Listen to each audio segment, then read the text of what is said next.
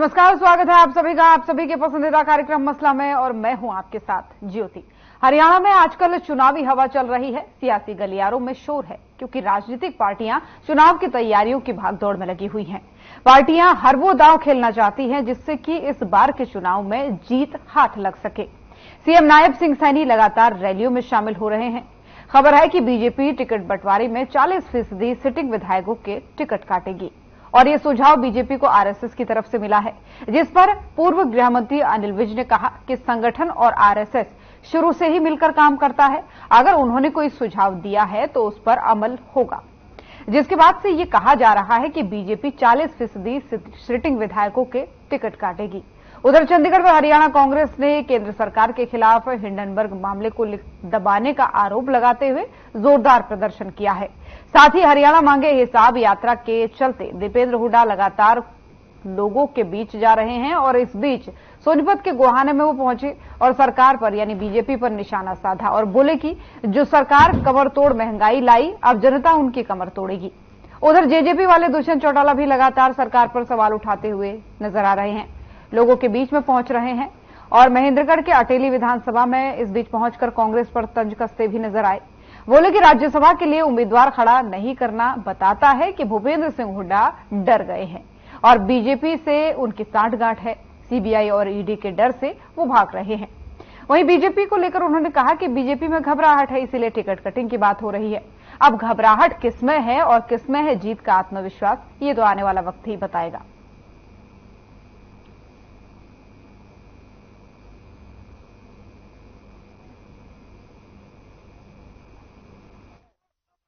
ये कांग्रेस के लोग हैं भाई, ये कांग्रेस के लोग जब इनके पास कोई मुद्दा नहीं है और जब मुद्दा नहीं होता है, ये झूठ बोलने का, झूठ फैलाने का काम करते हैं। भाइयों, हमारी सरकार ने, मैं आपको बताना चाहता हूं, अब इन लोगों को अगर और कुछ नहीं मिला, ये हिसाब मांगना शुरू कर दिया है। मैं आज कलायत के अपने परिवारजनों के बीच में आया हूं। भाइयों, मैं आज कांग्रेस के जो हिसाब मांग रहे हैं, कांग्रेस वाले मुझसे जो हिसाब मांगते हैं, मैं ये हुड्डा साहब को ये कहना चाहता हूं, मेरे पास आपके कार्यकाल का, 10 वर्ष के कार्यकाल का, जो आप 2004 से लेकर के 2014 तक हरियाणा प्रदेश के मुख्यमंत्री रहे, उसका एक एक मिनट का हिसाब वो मेरे पास है। आप जनता को बताने का काम करें। देखिए, हमारा संगठन और आरएसएस आपस में समझ से मिलजुल कर काम करता है, और अगर उन्होंने कोई ऐसा सुझाव दिया होगा तो उनके सुझाव पर हमेशा कार्रवाई की जाती है। अपनों में खेल रहे हैं कांग्रेस के नेता, और सपने कभी सच नहीं हुआ करते। नॉन स्टॉप सरकार है, ये मंत्र non stop Haryana, non stop बेरोजगारी, नॉन स्टॉप महंगाई, नॉन स्टॉप नशा, नॉन स्टॉप अपराध, non stop crime, non stop ऐसी समाज के अधिकारों से उनको वंचित करना, ये ऐसा हरियाणा है। तो ये लड़ाई हरियाणा को बचाने की लड़ाई है। राष्ट्रीय स्तर पर जो हिंडनबर्ग की रिपोर्ट जो आई थी सेकंड, और ये सरकार उसको दबा के बैठी है। आज भी जो सेबी की जो चेयरपर्सन है, जिसका सीधा हाथ मिला है, जिसके खुद शेयर मिले, जिसकी पति के शेयर मिले हैं, और वो उसमें सारे में शामिल थी, वो भी अभी बेशर्मी से अपनी कुर्सी पर बैठी हुई हैं। ये जो बात हम कहते थे कि बीजेपी के साथ मिलकर सांठगांठ कर सीबीआई ईडी के डर से भूपेंद्र हुड्डा भाग रहे हैं, आज वो साबित हो। छोटे से एक लालच के लिए वर्षों के याराने गए, अच्छा हुआ है मेरे दोस्त, कुछ नकली चेहरे पहचाने गए।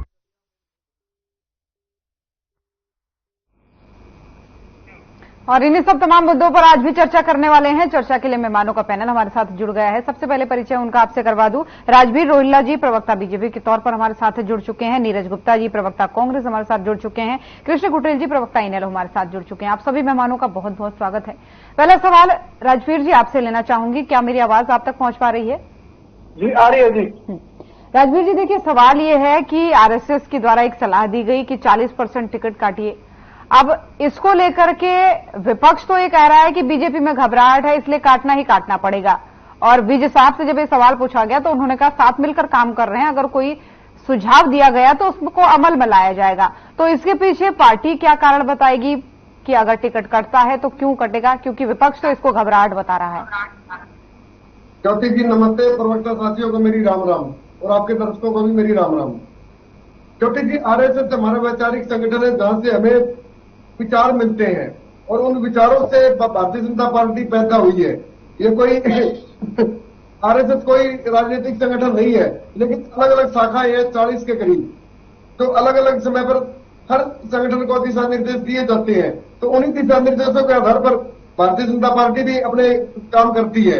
ऐसा कुछ नहीं है कि अभी आरएसएस का कोई दखल है, कोई दखल नहीं आरएसएस का। लेकिन आरएसएस ने जो हमें जो बताया है कहीं ना कि भारतीय जनता पार्टी की भलाई के लिए, देश की भलाई के लिए, हरियाणा की भलाई के लिए बताया उन्होंने। और जो आपने कहा कि टिकट काटने जाने वाली बात, तो टिकट पिछली बार भी कटे थे हमारे टिकट तो पिछली बार भी कटे थे। तो टिकट की बहुत बड़ी बात नहीं है, क्योंकि नए लोगों को मौका देना कि भारतीय जनता पार्टी संगठन का दायित्व है। तो टिकट तो कटेंगे ही कटेंगे, ऐसी कोई बड़ी बात नहीं है। लेकिन भारतीय जनता पार्टी का हर कार्यकर्ता आज बूथ पर तैयार है, आज विधानसभा के लिए तैयार है। तो भारतीय जनता पार्टी पूरी तरह तत्पर है कि तीसरी बार सरकार हमें लानी है।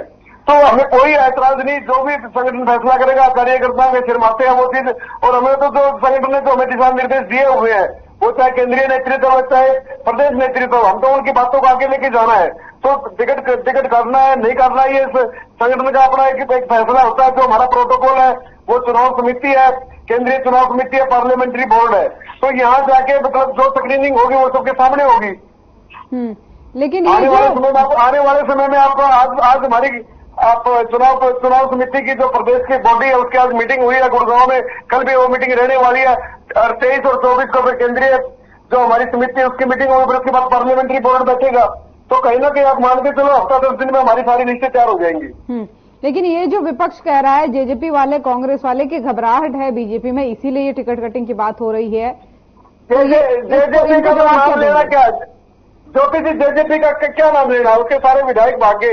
आज भी एक इस्तीफा हुआ है रामनिवास सुरजा खेड़ा का, तो उनका तो वो तो इनरिलेवेंट है पॉलिटिक्स में। उन्होंने तो गद्दारी की है, जनता से गद्दारी की है, अपने वर्करों से गद्दारी की है, अपने नेताओं से गद्दारी की है। वो जनता भूलने वाली नहीं है। उनके तो ये लगा लो कि पूरी तो टोटल मिला के 90 की 90 विधानसभाओं में 1 लाख वोट नहीं आने वाली। मैंने पहले 2 लाख का आंकड़ा दिया था उनका। अच्छा, वो जो नेता गद्दारी करके जा रहे हैं, अगर वो बीजेपी में कुछ लोग आते हैं तो फिर बीजेपी उनको अपने पास रखेगी? आप एक बार उनकी व्यथा तो सुनिए। 2021 में जब ये सरकारी फॉर्म हुई थी तो रामकुमार गौतम जी ने क्या बोला था? रामकुमार गौतम जी ने बोला था कि सारा एक लाख जिनके और भी तो बचते होंगे। ज्योति जी सामूहिकता से कोई भी मतलब संगठन चलता है, तानाशाही से कोई संगठन नहीं चलता। तो अलग अलग प्लेटफॉर्म होते हैं संगठनों में, लेकिन जो इन विधायकों के साथ किया गया है वो विधायकों ने सरेआम बोला है, मंचों से बोला है, तो वो किसी से छुपा हुआ नहीं है। तो इस पार्टी का तो खत्म हो जाना ही बेहतर है हरियाणा के लिए। अच्छा, सरकार नॉन स्टॉप हरियाणा की बात करती है, लेकिन जब दीपेंद्र हुड्डा अपने हरियाणा मांगे हिसाब के जरिए सोनीपत के गोहाना पहुंचते हैं तो वो कहते हैं नॉन स्टॉप हरियाणा नहीं है, बल्कि सब चीज में फुल स्टॉप लगा दिया है। न शिक्षा मिल रही है, न रोजगार मिल रहा है, न स्वास्थ्य सेवाएं मिल रही हैं। हमने अभी बाइक भी चलाई थी। बिल्कुल फुल स्टॉप लगाया हमने, दलाली पे फुल स्टॉप लगाया हमने, भ्रष्टाचार पे, बेरोजगारी पे हमने तो काम करके दिखाया 10 साल। कांग्रेस अपने 10 साल का हिसाब क्यों नहीं देती अपनी? भाई आप लोग जनता में जा रहे हो, हम भी जनता में जा रहे हैं, तो जनता में बताइए ना हमने क्या किया। हमने 200 रुपए के चेक बांटे, हमने दलित और हॉस्पिटल किया, हमने महिलाओं की सुरक्षा की कोई चिंता नहीं की, हमने गुंडागर्दी को बढ़ावा दिया, हमने CLU गैंग पैदा किया। तो बताइए ये लोग, इनके 3 लोग आज जेल, कोई कुछ भगोड़े हैं, कुछ भाग रहे हैं, कुछ जेल में है, तो वो आजादी की लड़ाई में थोड़ा है। वो लोग तो उनको ईडी ने पकड़ा है। कहीं मतलब कहीं ये 9% का हिस्सा दिखाते तो 32% मिलता है इनका, कहीं ये अवैध संपत्ति के मामलों में। तो ये लोग सभी भ्रष्ट लोग हैं और इन लोगों का कोई वजूद नहीं है। आने वाले समय में निश्चित तौर पर भारतीय जनता पार्टी की सरकार बनने जा रही है हरियाणा में। चलिए ठीक है। और मेहमान भी जुड़े हुए हैं नीरज जी। नीरज जी, बहुत अच्छे से आपने सुना, बहुत ही शांति से सुना आपने राजवीर जी को। देखिए देखिए आपका भी काम हुई, आप भी कहेंगे कि हमारी ही पार्टी जीतेगी, लेकिन ये बीच बीच में जो रैलियां आप लोग चला रहे हैं, जो दावे लोगों के बीच में कर रहे हैं, वो कह रहे हैं कि हमने फुल स्टॉप लगाया कि जो गुंडागर्दी प्रदेश में होती थी आपके राज में। आप कहते हैं कि कानून व्यवस्था ठीक नहीं है। लोग किसकी बात पर यकीन करें? वाला पीट चुका है कि अभी महीने पहले कानून व्यवस्था का इंडेक्स देख लो, सरकार में इंडेक्स क्या था खुद ही बता रही जनता। कितने एक से एक क्राइम हुए, चाहे वो करनाल का मैटर हो, फैजाद का मैटर हो, कुणाल भराना का मैटर हो, चाहे हिसार का मैटर हो, बारियों से फिरौती मांग रही। इसमें झूठ क्या है? जनता देख नहीं रही क्या? इनको भी पता है कितनी गोलियां चल रही, खटाखट अपराधी भाग रहे फटाफट, पूरा हरियाणा जानता है। इन्होंने कानून पे क्या संज्ञान लिया और हमारे कानून से थर कांपते थे। और रुद्रा साहब का एक जाता है तो अपराध छोड़ जाओ, ये अपराधी छोड़ के हरियाणा चले जाओ। इन्होंने क्या किया बताइए? ये तो कहेंगे ना। अब इनका पारा उतर चुका है। अब ये जो जसपा की बड़ाई कर रहे थे कि जसपा के खिलाफ कर रहे थे, जब जसपा से खिलाफ आ रहे, जनता का तो धोखा आपने दिया। आपने जसपा के खिलाफ इलेक्शन लड़ा, कांग्रेस के खिलाफ इलेक्शन लड़ा, जसपा को चोर बताया, सब कुछ बताया कि जेल में रहने वाले, और उससे गठबंधन कर लिया। तो जनता को धोखा किसने दिया? आपने दिया महाराज। जनता को बेवकूफ बनाइए। अगर इतने आपके प्रिंसिपल थे, उनको चोर बोला, फिर जसपा से गठबंधन क्यों किया? जसपा तो आपकी साथ ही रही। आज जसपा आपके लिए बुरी हो गई, चोर चक्के हो गए। जब सत्ते की मलाई खा रहे थे, उनके बिना सरकार नहीं बन रही, तब क्या था भाई साहब? तब ये चोर चक्के कहां चले गए? आप क्या साफ सूंघ दिया उस बात से? आप उनकी बुराई करते हो। आप सरकार में नहीं है तो अब तो बुराई करने काटते हैं। आप तो कहेंगे जसपा में कुछ नहीं बचा। जब उनके 10 एमएलए लेके सरकार बनाई थी तब तो बहुत अच्छा था, क्योंकि अब तो कुछ बचा ही नहीं उनके पास। अब तो जसपा बुरी लगेगी, नेचुरली बात है। जब किसकी दुकान में सामान नहीं होगा, उनके समाज सत्ता हथियाली, तो सब कुछ ऐसे बुरा लगेगा। जब वो 4.5 साल मिलाई खा रहे थे बराबर पार्टनरशिप की, और सारे सुपर सीएम कहने वाले सारे मिलाईदार पद उन पे थे, और साथ साथ आप भी भ्रष्टाचार में शामिल थे, तब तो आपने कोई संज्ञान नहीं लिया। दूसरा, हमारे लिए भ्रष्टाचार की बात करते हैं, ठीक है मानता हूं, और आपको पता है जिस कारण में जवाब इल्जाम लगा रहे, वो जांच हमने कराई थी, केंद्र में भी हमारी सरकार थी। अरे हम क्या, हमारी कोई भी पार्टी करो, भ्रष्टाचार के खिलाफ हिम्मत तो रखते हैं। नगर निगम घोटाला हुआ, सगारता घोटाला हुआ, खेल घोटाला हुआ, मंत्री घोटाला हुआ, उसके खिलाफ संज्ञान क्यों नहीं लिया? आप हिम्मत तो दिखाते। और आपके मुख्यमंत्री मनोहर लाल जी कितनी बेशर्मी से कह रहे थे यौन व्यवहार में कितना बुरा हुआ। खेल मंत्री जी कह रहे थे खेल मंत्री के इस्तीफा नहीं लूंगा चाहे कुछ भी हो जाए। मतलब उस बच्ची के जो साथ बीती उसका कुछ नहीं है, सिर्फ पद बचाना है। तो आप क्या भ्रष्टाचार की बात करेंगे? आप में हिम्मत नहीं है भ्रष्टाचार के खिलाफ करने की। और दूसरा, सीएलओ की हर डिबेट में सुनता है इल्जाम लगाता हूं, आप कोर्ट क्यों नहीं गए? अगर सीएलओ को प्रूफ था हुड्डा साहब के खिलाफ या हुड्डा सरकार के खिलाफ खर्ची पर्ची जो भी आरोप लगाते हैं, तो 9.5 साल आपकी आंखें मूंदी हुई थी क्या? आपने क्यों नहीं बोला? कोर्ट जाते हैं, इल्जाम है, भ्रष्टाचारी को पकड़ते जेल में डालते, क्यों नहीं डालते? हमारा तो सीएलपी लीडर साहब ने कहा था इस बात में, आपकी विधानसभा में कहा था, खट्टर साहब उस समय सीएम थे, और जो आपके जो स्पीकर थे उनको ही बोला कार्रवाई करो, क्यों नहीं करते? जब क्यों नहीं कार्रवाई करी? सीधा झूठे इल्जाम लगाने से कुछ होता, जनता सब जानती है। आपके घोटाले याद किए जाएंगे, शराब घोटाला हो, सकारिता घोटाला हो, नगर निगम घोटाला, फरीदाबाद का संसार का ऐसा घोटाला जिसमें बिना काम के 200 करोड़ की पेमेंट हो गई, फिर भी आप चुपचाप बैठे हो। आप भ्रष्टाचार की बात करते हैं। ठीक है नीरज जी, समझ गए आपकी बात को। एक और बात जो कि मैंने कई बार पूछती हूं मैं, देखिए एक जो सांठगांठ का आरोप लगता है हुड्डा साहब पे, वो एक बार फिर से लगा रहे हैं कुछ दल जिसमें जेजेपी भी शामिल है। उनका कहना है कि भाई आप पहले तो हमसे कहते थे कि जब अल्पमत की बात आती थी हमें शामिल कर लेते थे, अभी हम जब आपसे बार बार कह रहे हैं कि हम आपके साथ हैं, आप उतारिए, 30 तो आपके पास है ही, हमारे पास जितने हैं हम उतने तो लाएंगे। अब वो कह रहे हैं कि डर है हुड्डा साहब को कि भी ईडी सीबीआई को कहीं उनके पीछे ना लगा दे बीजेपी। सुनिए मेरी बात, हमें कोई डर नहीं। हमने तो विनीश फोगाट का नाम समझाया ना, भाजपा वालों से बोला था विनीश फोगाट को राज्यसभा भेज दो, लेकिन इन्होंने तो किरण चौधरी के साथ डील हुई थी, तो किरण चौधरी को तो उन्होंने भेजना ही भेजना था ना। भेजते फिर देखते उनका हाल क्या होता, किरण चौधरी जी क्या करती क्या नहीं, एज ए कार्य करती रहती है, राज्यसभा मेंबर रहती। देखिए उन्होंने टाइम से पहले तो इस्तीफा दिया, कांग्रेस पे चुनाव लड़ी, इस्तीफा दिया कुछ दिन पहले। इस्तीफा पहले देती, पहले क्यों नहीं इस्तीफा दिया कांग्रेस से, बताइए मुझे। हमने तो कहा था कि विनीश फोगाट को करिए, विनीश फोगाट के साथ बहुत बुरी हुई है, वो गोल्ड मेडल जीतते जीतते रह गई और उनको कोई मेडल मिला। वो हरियाणा की बच्ची थी, वो बीजेपी के लिए भी अच्छा रहता, हमारे लिए भी अच्छा लगता। क्यों नहीं विनीश फोगाट को भेजा? और विनीश फोगाट के साथ जो हुआ सब इनकी जुबानी बनती है। जो इनके दल थे, जो इनकी जो चेयरमैन बने हुए थे, सब कुछ बने थे, क्यों नहीं उन्होंने ध्यान रखा? 100 ग्राम वजन बढ़ गया, सब इनकी गलती के कारण हुआ। हम तो आज भी कहते हैं सरकार से विनीश फोगाट को भेजना चाहिए था, लेकिन किरण चौधरी साहब तो इनकी डील थी। बात ये सत्ता हटियानी है, सत्ता की मिलाई खानी है, सत्ता कैसे बचाई जाए? अच्छा, इसमें दो चीजें हैं, इसमें दो चीजें हैं नीरज जी। अब आपने विनेश फोगाट की बात कर दी तो इसमें दो चीजें हैं।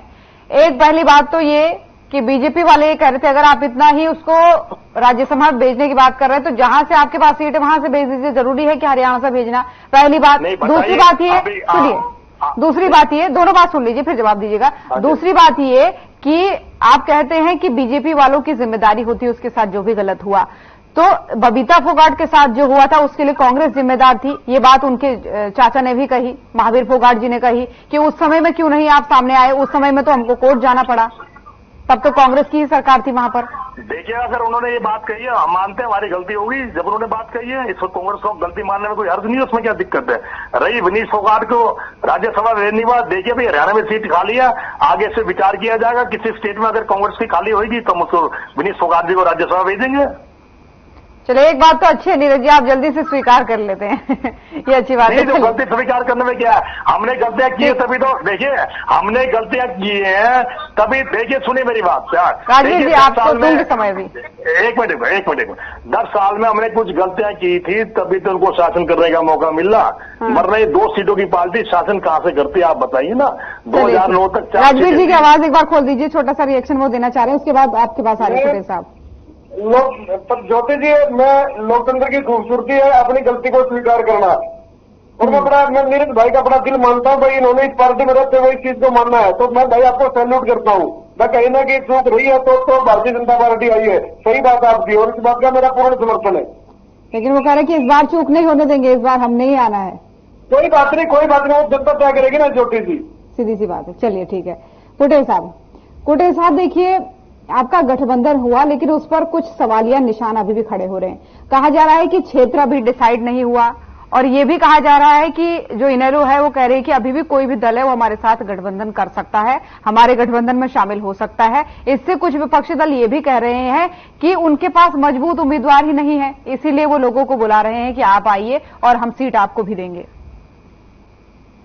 ज्योति जी, पहले तो मैं आपको ये बता देना चाहता हूं कि जो लोग कह रहे हैं उनको डर है कि बहुजन समाज पार्टी और इंडियन नेशनल दल का जो गठबंधन हुआ है वो मजबूत गठबंधन है, और उसके अंदर कृति भर्ती कोई किसी प्रकार की जो है कमी नहीं है। और यहां पर अभी जो मैं देख रहा था, कांग्रेस और भारतीय जनता पार्टी के लोग, अब एक साथी कह रहा है कि भी हमारी कमी रही है, दूसरा कह रहा है कि सरकार बनी है कि, तो यहां पर मिली भगत का जो है कि एक संकेत मुझे नजर आ रहा है। और वो अभी जो किरण चौधरी जी को भारतीय जनता पार्टी, राजवीर जी अपनी बारी, हाँ, जो राज्यसभा का जो मेंबर बनाया गया किरण चौधरी जी को, और कांग्रेस ने जो है कि कैंडिडेट जो नहीं उतारा है, तो इसका सीधा मतलब है कि हुड्डा भारतीय जनता पार्टी से जो है कि वो मिला हुआ है।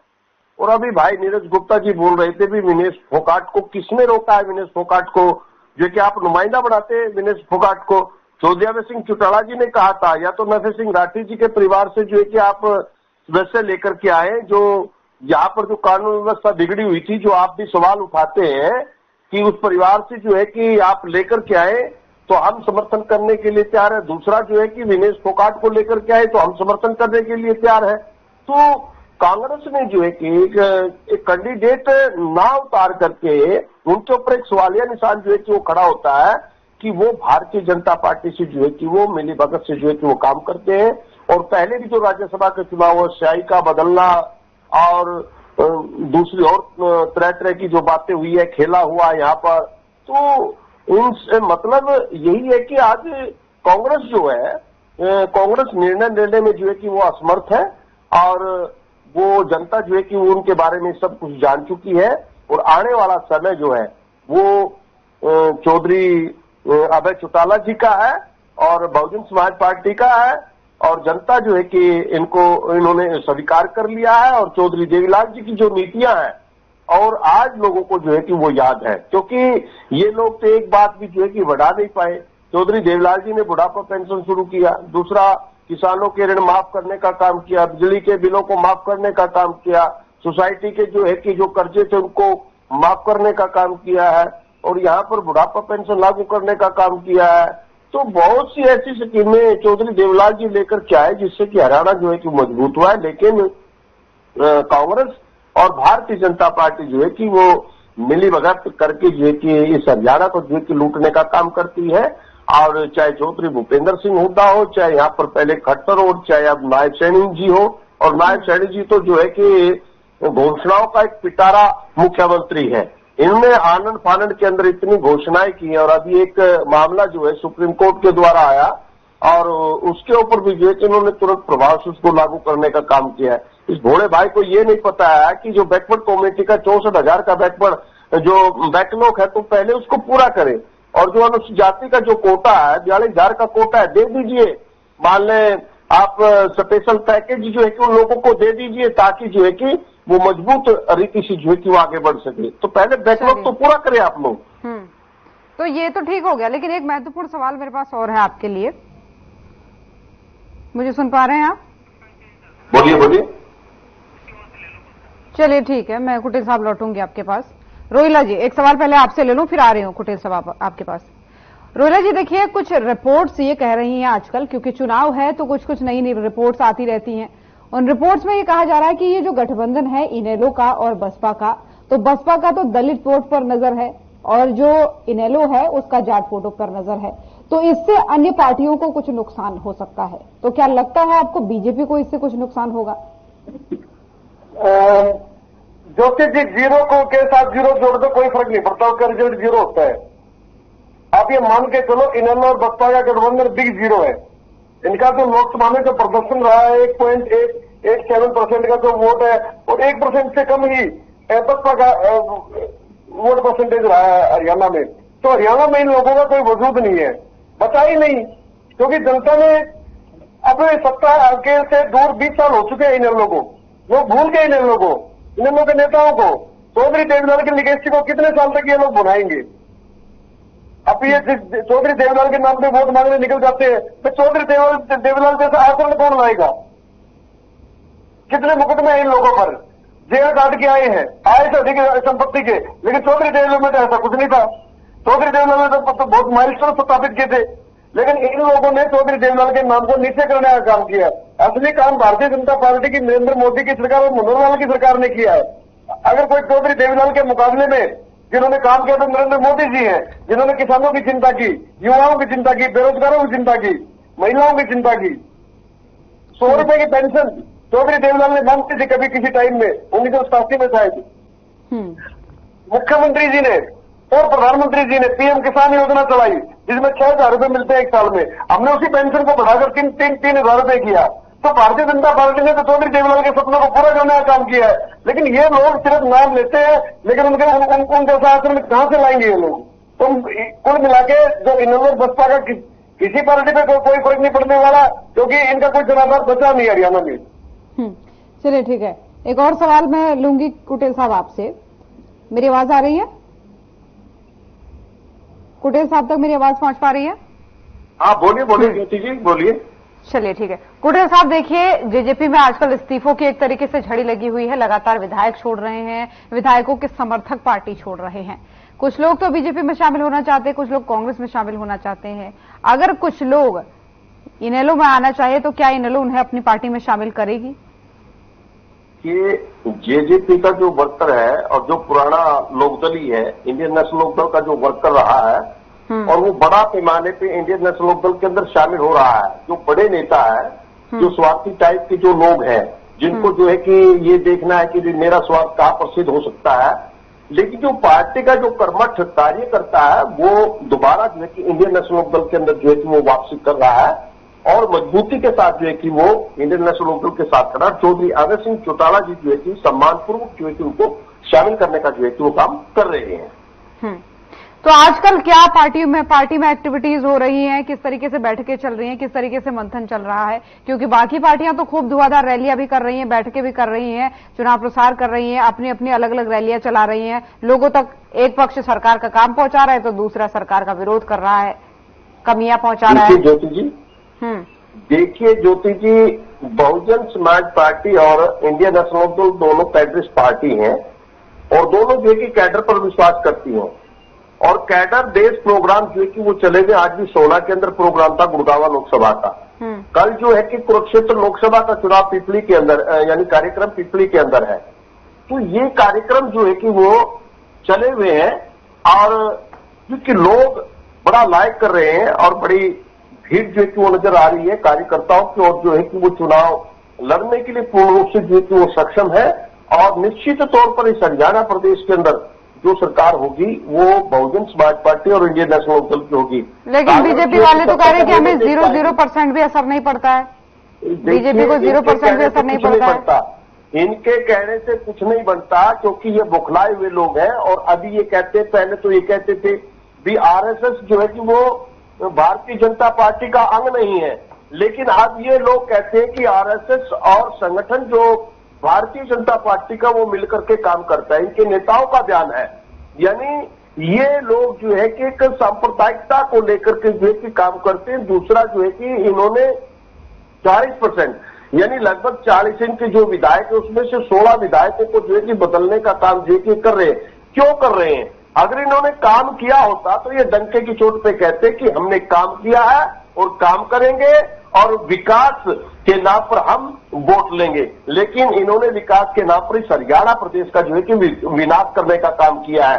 यानी छात्रों पर लाठियां बरसाने का काम किया, सरपंचों पर लाठियां बरसाने का काम किया, किसानों के ऊपर लाठियां चलाई, आंगनबाड़ी वर्करों के ऊपर लाठियां चलाई, आशा वर्कर के ऊपर इन्होंने लाठियां चलाई, डॉक्टरों के ऊपर लाठी चलाने का काम किया, कंप्यूटर ऑपरेटरों को भी जो है कि इन्होंने पीटने का काम किया है। यहाँ पर जो है कि अनेक घोटाले इस हरियाणा प्रदेश के अंदर हुए, सहकारिता घोटाला हुआ, यानी बगैर किसी के जो है कि पैसा ट्रांसफर करना, तो ये कौन सी नीति है? इसीलिए तो ये लोग जो है ना ये ऑनलाइन सिस्टम लेकर के आए हैं, यानी कौशल विभाग के द्वारा जो है कि अपने लोग गोलन, रणधीर गोलन का आपने थोड़ा कहते हैं भी हम बिना खर्ची और पर्ची के जो है कि नौकरी देने का काम करते हैं। तो रणधीर गोलन ने जो है कि अपने बेटे को जय भर्ती कराने का काम किया है, दूसरा उसकी बहू को जो है कि लगवाने का काम किया है, पीए को लगवाने का काम किया है, अपने भांजे को जो है कि लगवाने का काम किया है और फिर बड़ा बेशर्मी के साथ बेशरम होकर के कहते हैं बिना खर्ची पर्ची के हम नौकरी देने का काम करते हैं। दूसरा इनके कार्यालयों से जो है कि करोड़ों रुपए की अटैची पकड़ी जाती है, इनके प्रतिदिन जो है कि पेपर लीक होते हैं। तो ऐसे से काम जो है कि भारतीय जनता पार्टी ने किए जिससे कि जनता जो है कि वो दुखी है, जनता जो है कि इनको नकार चुकी है और जनता जो है कि अब जो चुनाव होगा उसके अंदर जो है कि निश्चित तौर पर इंडियन नेशनल दल की जो है कि सरकार बनाने के अंदर जो है कि वो सहयोग करने का जो है कि वो काम करेगी। चलिए ठीक है, फिर करती हूँ आपसे चर्चा। राजवीर जी, एक और सवाल आपसे, उसके बाद नीरज जी आपके पास आना चाहूंगी। देखिए, हिंडनबर्ग की रिपोर्ट के बाद से अब उसको लेकर विपक्ष काफी गर्मा गया है, सरकार पर कई आरोप लगा रहा है और मेन जो आरोप लगा रहा है वो तो आज तो चंडीगढ़ में भी प्रदर्शन हुआ, मेन जो आरोप लगा रहा है वो ये कह रहा है कि जब विपक्षी नेताओं के किसी का नाम कहीं पर आता है तो सरकार खूब उसको उछालती है, लेकिन जब अपनी पार्टी का कोई नेता होता है तो उसको दबाने का काम करती है। यानी विपक्षियों पर ही वो एजेंसियां भी लगाई जाती हैं, विपक्षियों के मुद्दों को ही ज्यादा उछाला जाता है। हिंडनबर्ग कोई क्रेडिबल संस्था नहीं है, वो शेयर बाजार में कम ज्यादा रेट करने वाली एक संस्था है जो अपने अपने आधार पर वो संस्था रिसर्च करके एक ड्रामा बना के उस चीज को कर देती है और उससे कई बार शेयर बाजार, पिछली बार भी हिंडनबर्ग की रिपोर्ट आई थी तो शेयर बाजार नीचे गया था, लेकिन दबाने का आरोप ही तो लगा रही है वो विपक्ष। अरे पब्लिक प्लेटफॉर्म में रिपोर्ट कैसे दब गई ज्योति जी? वो तो ट्वीट करते हैं अपना, वो तो पोस्ट लिखते हैं अपनी, वो हिंडनबर्ग कोई इंडिया में थोड़ा ना है, वो तो सोशल मीडिया में उपलब्ध आपको यहाँ, तो रिपोर्ट कैसे दबगी मुझे ये बताइए। और कोई विशल ब्लोअर ने कोई रिपोर्ट दे दी, वो उन्होंने अपना छाप दी उसको, ठीक है, तो अब उसकी क्रेडिबिलिटी कैसे जाती जाएगी? उसका कोई केस आए कोर्ट में या कोई एफआईआर दर्ज होता है तो उसका कुछ होगा। अब ऑनलाइन दुनिया भर की ट्रोलिंग होती है तो किस किस का मतलब आप यकीन करोगे? जिन पर आरोप लगता है उनको पद से नहीं हटाया जाता है, इस तरीके की बातें कह रहे हैं। आरोप लगते हैं, आरोप पे हम लगा देंगे, वो क्या करते हैं, आरोप का कोई मतलब नहीं है। जब तक सच्चाई सामने नहीं आती, जब तक कोई ठोस कंक्रीट बातें आज सामने नहीं आती, तब तक कोई फायदा नहीं है। और अब की बार तो हिडनबर्ग की रिपोर्ट आई है, उसके बाद तो शेयर बाजार और चढ़ा था उस दिन, जिस दिन उन्होंने रात को पब्लिश की थी वो रिपोर्ट को। तो ऐसा कुछ नहीं है ये कि झूठ का पुलिंदा ये। अच्छा, एक बात और भी है, मैं आपके दर्शकों को बताना चाहूंगा, हिडनबर्ग वाले को शेयर बाजार ऊपर नीचे होता है, मुझे कोई ज्यादा ज्ञान नहीं उस चीज का, लेकिन उससे पैसे कमाते हैं वो लोग। वो जो नीरज भाई बता पाएंगे उस चीज को, क्योंकि ये शहर में रहते, मैं गाँव में रहता हूँ। तो वो चीज मैं वो सिर्फ पैसे कमाने के लिए ये चीजें करते हैं। उन्होंने अमेरिका में भी किया है, अन्य देशों में भी किया है।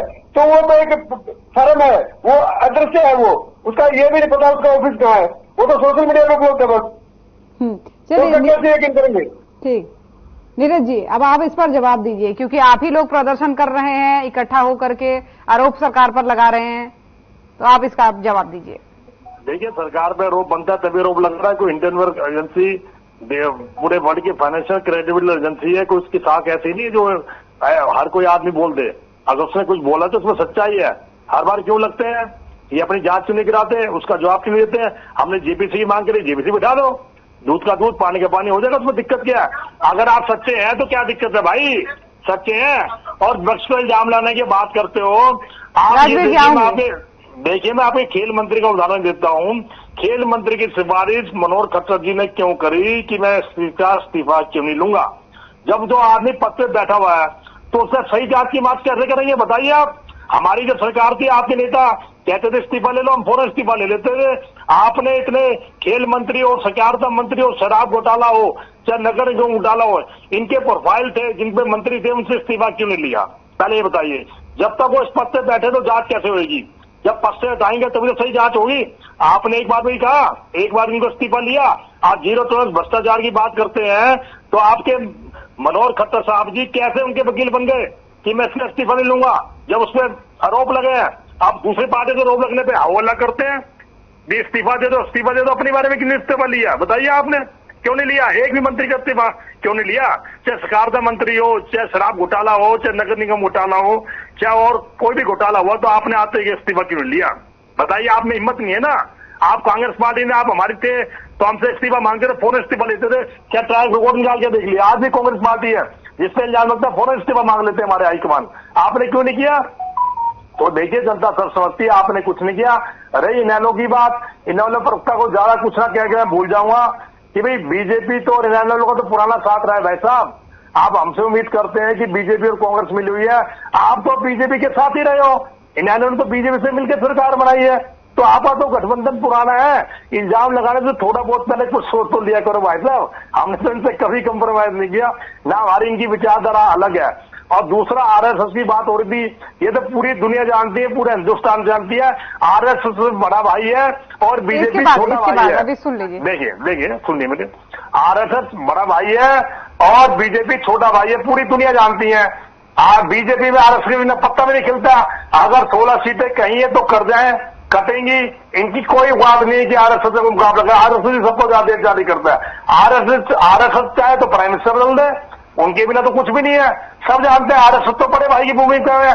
तो देखिए, सरकार बनाने से पहले कुछ चीजों का ध्यान रखना चाहिए जो आप ऐसी घोषणाएं करते हैं। मैं हमेशा ये कहता हूं, आपकी एनपीजी की सरकार है, नॉन परफॉर्मिंग गवर्नमेंट। दूसरा, प्रवक्ता महोदय बीजेपी के सुनिए आप ध्यान से, मैं आपको एक बात बता रहा हूं। जो आपके ये मुख्यमंत्री है नाथ सैनी जी, ये देश के पहले और आखिरी घोषणाएं सीएम है। सिर्फ घोषणाएं की है इन्होंने, इंप्लीमेंट कुछ नहीं किया। हार के 4 दिन पहले पीसी करके बोल दिया भैया मैंने तो घोषणा कर दी थी, सारी घोषणाएं इलेक्शन कमिश्नर भेज दिया, वो देखेंगे। क्योंकि उनको पता था अच्छी तरह ये सारी घोषणाएं तो पूरी हुई। जब 9.5 साल की घोषणाएं पूरी नहीं हुई तो अब तक कैसे पूरी हो जाएंगी? बहुत सा एग्जाम्पल देता हूं। पानीपत में इनको इतनी जल्दी थी घोषणा करने की, पीडब्ल्यूडी की 16 घोषणाएं करी। इन्होंने कहा 163 करोड़ का बजट था, जल्दबाजी में 137 करोड़ बजट गया, 133 करोड़ बोल गए। मतलब जल्दबाजी इतनी घोषणा थी। और देखिए, पीडब्ल्यूडी का प्रवक्ता साथ ही, दोनों प्रवक्ताओं को पता होगा, ई टेंडरिंग का सिस्टम है, उसमें 1 महीने का टाइम होता है, टेंडर बनने में 1 महीना। जब इनको पता था कि आचार संहिता लगनी चाहिए तो ऐसी झूठी घोषणाएं क्यों करी? सिर्फ जनता को बरगलाने के लिए, बेवकूफ बना है। मैं बीजेपी के प्रवक्ता साथी से कहूंगा, कितनी घोषणा कर लो, कुछ नहीं होगा। सरकार बनेगी ये सिर्फ जनता तय करेगी। जनता के मन में सिनेरियो सेट हो चुका है। जनता किसको आशीर्वाद देगी ये जनता फैसले की, जनता मालिक है, जनता भगवान है। मैं घमंड से नहीं बोलता, मेरी सरकार बनेगी, लेकिन मैं इनपुट के आधार पर कह सकता हूँ निश्चित तौर पर जनता कांग्रेस को आशीर्वाद दोबारा देगी। चलिए ठीक है, अब देगी नहीं देगी वो बात की बात है। हाँ राजवीर जी, आप कुछ रिएक्शन देना चाह रहे थे, वो कह रहे हैं कि हम कमेटी की गठन की तो बात कर रहे हैं कि जांच कमेटी बनाइए। आप एक बात बताइए, बिना तथ्यों के किसी विश्ल फ्लोर की, मतलब मान लीजिए उसने अपनी रिपोर्ट हिंदू नंबर को भेज दी और वो उसने पब्लिश कर दी, इसका आप एक बात मान के चलिए, अगर कोई कोर्ट में कोई मामला आएगा, FIR दर्ज होगी, तभी तो ये चीजें बनती हैं। नंबर 2, मैं भाई की जानकारी के लिए बता दूं, ये सेबी एक स्वतंत्र संवैधानिक संस्था है, सरकार का सीधा दखल नहीं होता उसमें। आप ये मान के चलिए, सरकार का सीधा दखल नहीं होता, जैसे कोर्ट में नहीं होता। तो तब तो कोई मामला नहीं आएगा, ऐसा कुछ नहीं है। और वो भी एक प्रॉब्लम प्लॉट के अंदर था शेयर बाजार को डिस्ट्रॉय करने का। जनता ने उन बातों को समझा और शेयर बाजार और ऊपर गया।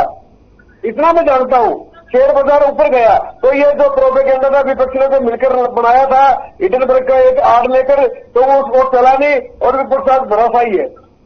चलिए ठीक है, एक छोटा सा रिएक्शन दे दीजिए नीरज जी। ये अपनी बातों में खुद फंस गए। इन्होंने कहा बिना तथ्य के, जब हिंडनबर्ग की रिपोर्ट आती है तो उनको बिना तथ्य के बोलते हैं।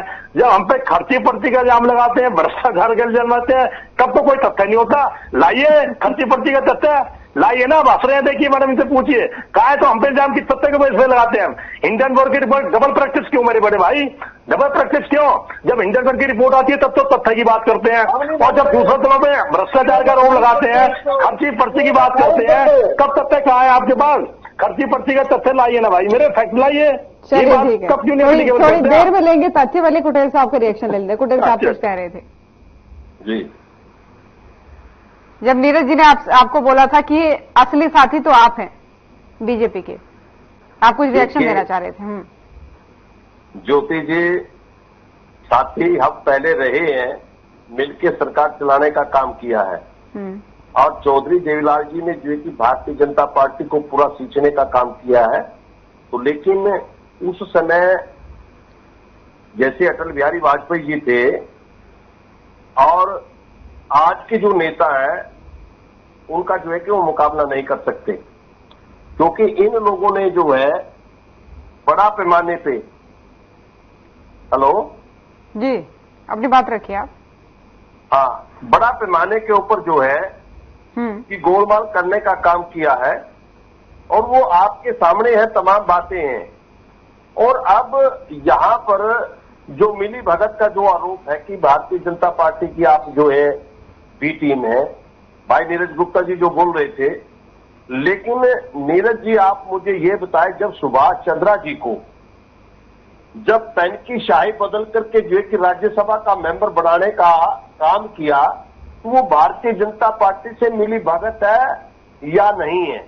अब दूसरी बात, आप विपक्ष की भूमिका हरियाणा प्रदेश के अंदर निभा रहे हैं, तो आपने राज्यसभा के अंदर कैंडिडेट क्यों नहीं उठाया, क्यों नहीं आपने नामांकन कराया? तो इससे सीधा जो है कि जनता आज एक चर्चा है लोगों के बीच में कि निश्चित रूप से हुड्डा जो है वो भारतीय जनता पार्टी से मिला हुआ है, क्योंकि 72,000 हेक्टेयर भूमि का जो घोटाला अपने समय के दौरान हुड्डा साहब ने जो किया है, उससे बचने के लिए जो है वो बीजेपी से मिलकर के जो कि वो काम करता है। और दूसरी बात, बीजेपी जो है कि अगर किसी के ऊपर है वो बड़ी तत्परता से काम करती है, लेकिन हुड्डा के ऊपर तत्परता से काम क्यों नहीं कर रही है? तो उसके अंदर उसको जो है कि जेल डालने के अंदर जो है कि क्यों नहीं काम कर रही है? तो उसकी इंक्वायरी को जो है कि तीव्रता उसके अंदर क्यों नहीं है? तो यहां पर जो है कि वो स्पष्ट है। और जैसा कि पीछे लोकसभा के अंदर जो कैंडिडेट उतारने का काम किया है, तो वो सब मिली भगत का खेल जो है कि वो जनता के सामने है। अन्यथा ये 10 की 10 सीट हारते।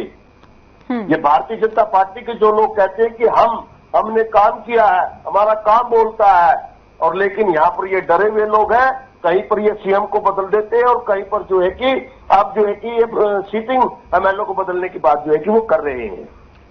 राजवीर जी, ये बात बार बार आती है। अब ये फिर से वही बात बोल रहे हैं पटेल साहब कि हुड्डा के ऊपर कार्रवाई क्यों नहीं करते, उनको क्यों नहीं जेल में डालते। तो इस तरीके की बातें क्यों सामने आती हैं, क्यों इस तरीके के आरोप लगते हैं? आपको क्या लगता है इसके पीछे का कारण? है और खासकर ये बात जो है वो इनेलो के द्वारा ही उठाई जाती है। इनेलो को तो दर्द ये है कि इनका अपना दर्द वो दर्द कम थोड़ा ना हो रहा है इनका, लेकिन कानून की प्रक्रिया है। इनको पटेल साहब बड़े सम्मानित हमारे प्रवक्ता हैं, मैं बड़ा सम्मान करता हूँ इनका, लेकिन ये इनको खुद पता है कितनी, ये इनको खुद भी पता है ये चीज। कोर्ट के सामने सब कुछ से मतलब किसी की कुछ नहीं चलती, कोर्ट का अपना फैसला होता है, लेकिन ये नहीं मानेंगे। अगर आपकी इतनी चलती तो आपके नेता जेल में क्यों गए थे, इतने साल क्यों जेल में रहे? वो अपराधी थे तभी तो गए ना। अब जो फैसला कितने साल, सुनिए, फैसला कितने साल में आया आपको पता है? फैसला कितने कोर्ट ने सजा बोली, आप हरियाणा के कार्यकर्ता वो लेकर दिल्ली गए, मुझे आपको वो भी नहीं याद है, मुझे आज भी वो भी नहीं याद है। तो आप दिल्ली के कार्यकर्ता को लेकर गए थे चौटाला साहब को और अजय चौटाला को छुटवा कर लाएंगे। क्या हुआ? धीरे धीरे वो लोग जाना बंद कर गए। पहले 1000-2000 गए होंगे, फिर 100-200 गए, फिर 10-20 गए, फिर परिवार वाले जोड़ने लगे। आपको पता है सारी बातों का। तो हमारी बातों का क्या है? कोर्ट में फैसला, कोर्ट में पेशियां लग रही है, लगातार तारीखें हैं, कोर्ट का फैसला होगा तो दोषी होगा, भिक्टर जाएगा। ऐसी कोई, क्योंकि कानून सबके लिए बराबर है, वो चाहे मतलब पक्ष है चाहे विपक्ष है, हमें कोई मतलब नहीं। कोर्ट ने बड़ा जब डिसीजन निर्णय दे देगी, हमारी तरफ से जो कार्रवाई चल रही है। चलिए ठीक है पटेल साहब, आपकी आवाज बंद थी, अब अगर आपको कुछ कहना है तो अपनी बात 30 सेकंड में कहिए। देखिए, जो अभी भाई राजवीर जी जो बोल रहे थे, तो यहाँ पर जो एक सीधा सा जो है कि कह रहे थे कि चौधरी ओम प्रकाश चौटाला जी जो है कि वो अपराधी थे तो जेल के अंदर रह करके आए हैं, लेकिन चौधरी ओम प्रकाश चौटाला जी के जिन लोगों को नौकरी मिली है, तो चौधरी ओम प्रकाश चौटाला जी के कहीं पर भी किसी भी प्रकार के जो है कि वो साइन नहीं थे। तो गलत तरीके से जो है कि मान ले उनको घेरना और जेल के अंदर डालना, तो ये अच्छी प्रकार से जो है कि कांग्रेस के लोग भी जानते हैं और आप लोग भी जानते हैं उस बात को। तो यहाँ पर जो है कि चौधरी ओम प्रकाश चौटाला जी आज भी जो है कि बड़ी दबंगे के साथ कहते हैं कि हमने रोजगार दिया है और चाहे हमें फांसी क्यों ना लगे तो आगे भी हम रोजगार देने का काम करेंगे। आज जो खेल जो है कि इस भारतीय जनता पार्टी की सरकार के अंदर हुआ है कि इन्होंने जो है कि कहा कि हम प्रति वर्ष जो है कि 2 लाख बेरोजगार युवाओं को जो है कि नौकरी देने का काम करेंगे, लेकिन आप बताएं कितने लोगों को रोजगार देने का काम किया? 20 साल का आपका जो है कि 10 साल का आपका कार्यकाल हुआ है तो 20 लाख लोग हुए हैं, तो लेकिन आपने कितने लोगों को जो है कि रोजगार देने का काम किया है? तो आज रोजगार के मामले के अंदर हरियाणा प्रदेश जो है कि वो नंबर 1 पर है। बेरोजगारी के मामले के अंदर आप जो है कि झूठे वायदे करते हैं, यहाँ पर आकर के आप घोषणाएं करते हैं। दूसरी बात, अभी किसानों के लिए घोषणा की थी आपके मुख्यमंत्री महोदय ने और कहा था कि जिस किसान का जो है कि ट्रांसफार्मर जो लगता है अगर वो सड़ गया है, अगर वो खराब हो गया है, तो वो बगैर किसी खर्चे के जो है कि उसको लगाने का काम करेंगे।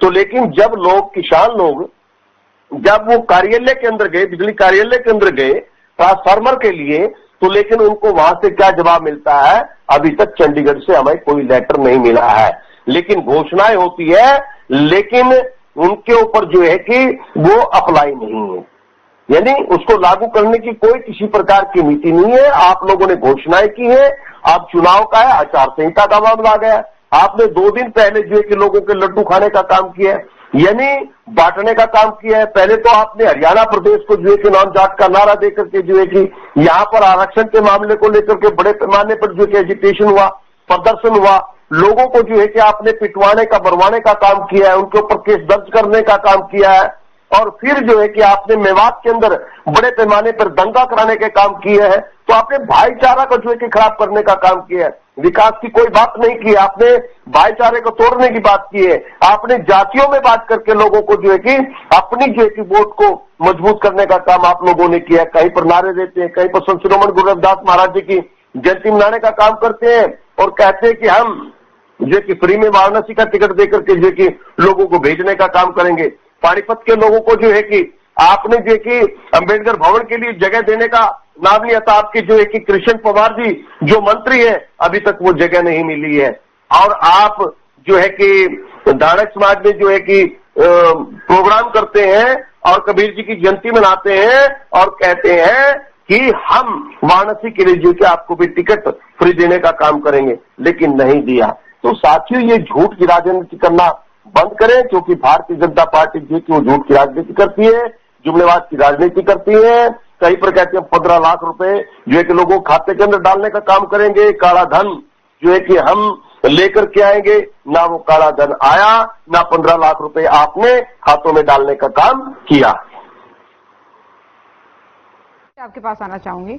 देखिए, शिकायतें तो आपने लाख की, ये नहीं वो नहीं, ऐसे विकास नहीं हुआ, वैसे विकास नहीं हुआ, इस क्षेत्र में नहीं हुआ।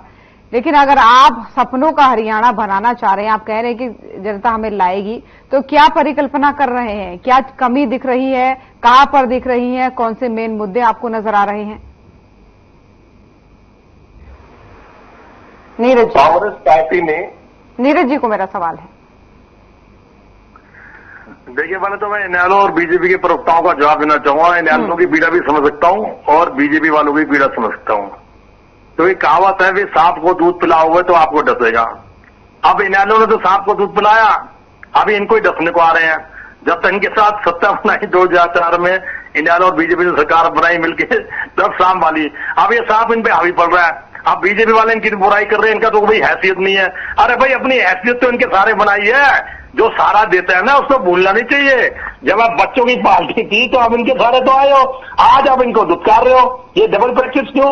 भैया, जो किसी को सारा देता है ना, उससे आसान मानना चाहिए। ठीक है, आप बुराई कर रहे हो, आपको बुराई करना मजबूरी है, थोड़ी बहुत अच्छाई भी तो करो। क्या आपको अगर हरियाणा में सारा दिया है तो ये देने वाले हैं, मरने तो हरियाणा में तो आपकी हैसियत नहीं थी बिल्कुल, और आप उसको उसका धन्यवाद करना चाहिए, ना कि उनकी बुराई करना चाहिए। लेकिन कुटेल साहब, एक ध्यान रखना, ये पुरानी कहावत है, सांप को दूध पिलाओ तो आपको डसेगा। आज ये आपको डस रहे हैं, क्योंकि इनके लिए आप कुछ भी नहीं हो। आप सत्ता पे सवार हो चुके हैं। ये रही में आप कांग्रेस पार्टी की बात कर रही है। देखिए, कुछ नहीं होगा इससे, जनता इनका भ्रम मिटा देगी। 2004 से 2014 का शासन हमारा था, हम भी सोचते थे शायद तीसरी बार आ जाए। जनता के आगे किसी का भ्रम नहीं चलता कि हमारे शासन में कुछ कमियां रही होंगी या उनकी वादों पे खड़े नहीं उतरे होंगे, तभी बीजेपी को मौका मिला।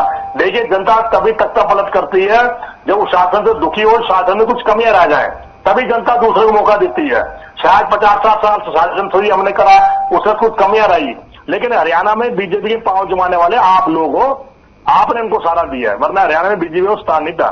देखिए, कांग्रेस पार्टी आने पर सबसे पहले तो ये होगा, 6,000 रुपए बुढ़ापा पेंशन दी जाएगी, 500 रुपए में सिलेंडर दिए गए। इसके बाद जो क्रीमी लेयर इन्होंने 6 से 8 करी है, हम उसको 10 करेंगे। जो 5 लाख की सीमा है उसे 25 लाख तक करेंगे। पद पाव पद लाभ की नीति थी उसको जारी रखेंगे। 100 गज के जो प्लाट थे हम उसको देंगे, जिन्होंने कैंसिल कर दिया। SC ST विभाग बनाएंगे, ये सारे विभाग बनाएंगे। हम सारी इन चर्चाओं को लेकर जनता में उतर रहे हैं। रही हिसाब किताब की बात, भाई मैं इनसे क्यों आप हिसाब दो, ये हमसे मांगे, वो हम जनता में जा रहे हैं। ये अपना जनता में हिसाब दें, हम अपना हिसाब दे रहे हैं। इनके मुख्यमंत्री जी कैसे इतने झूठ बोलते हैं कि मेरे पास तो हुड्डा साहब के 10 साल का 1-1 मिनट का हिसाब है। भाई साहब, 1 मिनट का हिसाब कोई दे सकता है? कितनी गॉसिप करते हैं, कितना झूठ बोलने से पहले सोचते नहीं। आदमी सोता भी है, भैया आप लोग घंटे सोते हैं तो आप लोग घंटे का हिसाब भी दोगे क्या? मुख्यमंत्री जी ऐसी सी बातें बोलते हैं, 1 मिनट का हिसाब देंगे, बताओ 1 मिनट का हिसाब कोई दे सकता है क्या? हिसाब का तो पता नहीं, लेकिन आपकी बातों से रोहिला साहब खुश हो रहे हैं। देखिए मैं यही कहना चाहूंगा, हम अपने 10 साल का हिसाब, वर्षित 10 साल का हिसाब इनका लेके जनता में जा रहे हैं। और मैंने आपको पहले कह दिया कि 10 साल के शासन में हमारी कुछ कमी थी, शायद हम जनता की उम्मीदों पे खरा नहीं उतरे, तभी इनको मौका मिला। लेकिन उससे ज्यादा गलतियां कर चुके हैं। मैं इनको बताना चाहूंगा, हमसे ज्यादा दुगनी गलतियां कर चुके हैं। तो जनता इनको भी सबक सिखाएगी कि आप कोई 99 साल का पट्टा नहीं लेके आए कि हरियाणा में आप ही राज करोगे। ये जनता है भाई, सिखाएगी नहीं सिखाएगी, ये तो वही 40-50 दिन बाद ही पता चलेगा। जनता उतार देगी नशा, जैसे हमारा नशा उतरा मतलब आपका भी नशा उतर जाएगा। जनता मानेगी। नीरज जी, समय की पाबंदी है, थोड़ी सारा फैसला ये समय की पाबंदी है। रोहिला जी, आप जवाब भी दे दीजिए, फाइनल कमेंट भी आपका समझ में। पॉजिटिव हो जाते हैं, जो बोलते हैं फिर उसका जवाब थोड़ा करना मिल जाता है इनको। लेकिन अल्टीमेटली हमें जनता की सेवा करने का हमें 10 साल मौका मिला, और 10 साल में जो हमने किया वो जनता के सामने भी, विपक्ष के सामने, विपक्ष अपनी भूमिका निभा रहा है, हम अपनी भूमिका निभा दें। लेकिन हमें विश्वास है भारतीय जनता पार्टी की सरकार तीसरी बार फिर बनेगी, क्योंकि हम मानते हैं, हमने मतलब कांग्रेस से बेहतर शासन देने का प्रयास किया। हमने 433 सेवाओं को ऑनलाइन किया। कुछ कमी तो रही, ये तो मान जाओ, जैसे मैंने माना है, ये तो मान जाओ कुछ कमी रही। एक मिनट, आप भी परिवर्तन दिखाइए ना, आप बोलते क्यों नहीं? एक मिनट। तो मैं मतलब ये 433 सेवाओं को हमने ऑनलाइन किया, कहीं ना कहीं जो लाइन में लगे रहते थे लोग उनको कम करने का काम किया। तो जनता की सेवा करना हमारा ध्येय है और वो हम कर रहे हैं, और हमें उम्मीद है भारतीय जनता पार्टी की सरकार बनेगी तीसरी बार। चलिए ठीक है, बनेगी नहीं बनेगी, किसकी बनेगी, किसका आत्मविश्वास हकीकत में उतरेगा, ये तो आने वाला समय बताएगा। फिलहाल बहुत धन्यवाद आप सभी मेहमानों का हमारे साथ जुड़ने के लिए और इस चर्चा में शामिल होने के लिए। तो जैसे जैसे चुनाव नजदीक आ रहे हैं, आत्मविश्वास पार्टियों का बढ़ रहा है, एक दूसरे पर आरोप प्रत्यारोप लगा रहे हैं और रैलियों के दौर को जो है लगातार तेज कर रहे हैं। फिलहाल आज के मसले में इतना ही। नमस्कार।